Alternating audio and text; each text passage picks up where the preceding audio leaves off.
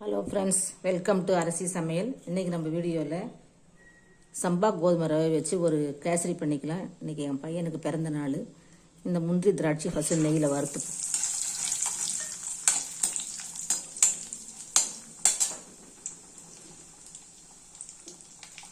நான் இந்த சின்ன கப்பால் இது ஒரு 100 கிராமுக்கு மேலே இருக்கும். இந்த கப்பால் ஒரு கப்பு நான் சம்பா ரவை எடுத்திருக்கேன்.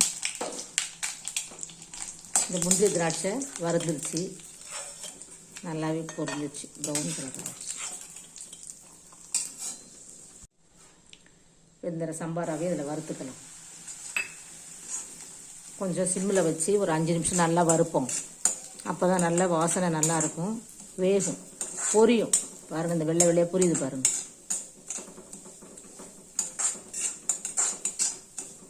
நான் இன்னொரு அடுப்பில் 3.5 கப்பு தண்ணி வச்சுருக்கேன். இந்த ரவை அளந்த கப்பால் 3.5 கப்பு தண்ணி, வெல்லம் 2 கப்பு.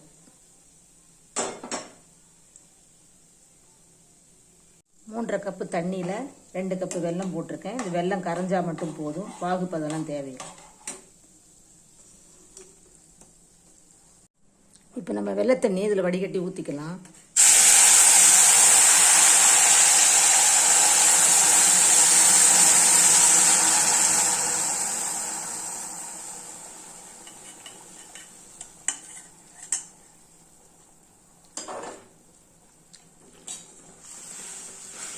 நல்லா வேகணும், சிம்மிலேயே இருக்கட்டும்.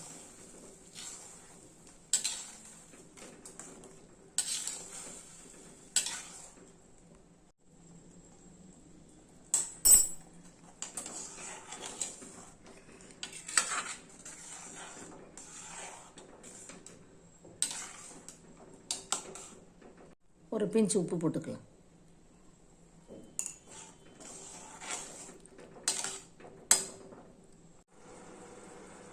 நான் ஒரு 1/4 டம்ளர் பால் ஊற்றிக்கிறேன்.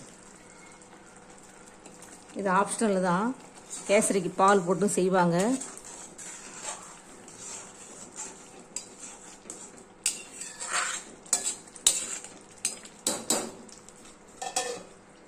கொஞ்சம் நெய் போட்டுக்கலாம்.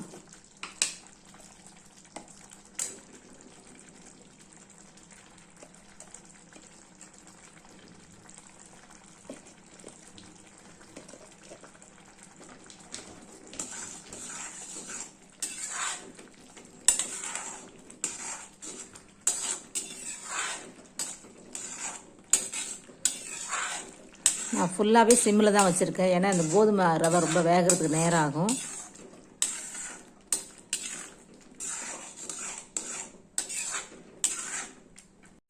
நெய் நம்ம 1/2 கப்பு நெய் ஊற்ற வேண்டி வரும். எப்பயுமே 1/2 கப்பு நெய், 1 கப்பு ரவை, 2 கப்பு சர்க்கரை, 3 கப்பு தண்ணி, அந்த மாதிரி கணக்கு தான் மெயினாக. அது 1:2:3:4ன்னு சொல்லுவாங்க. நம்ம 1/2 கப்பை நம்ம ஒன்றா எடுத்துக்கணும், அவ்வளோதான் கணக்கு. கேசரிக்கு எப்பவுமே அந்த 1 2 3 4 ஞாபகம் வச்சுக்கோங்க. முந்திரி திராட்சை போட்டுக்கலாம். நல்லா முந்திரி திராட்சை ரொம்ப கருகருன்னு வறுத்துட்டேன், சாரி, நல்லா வறுத்துக்கிங்க.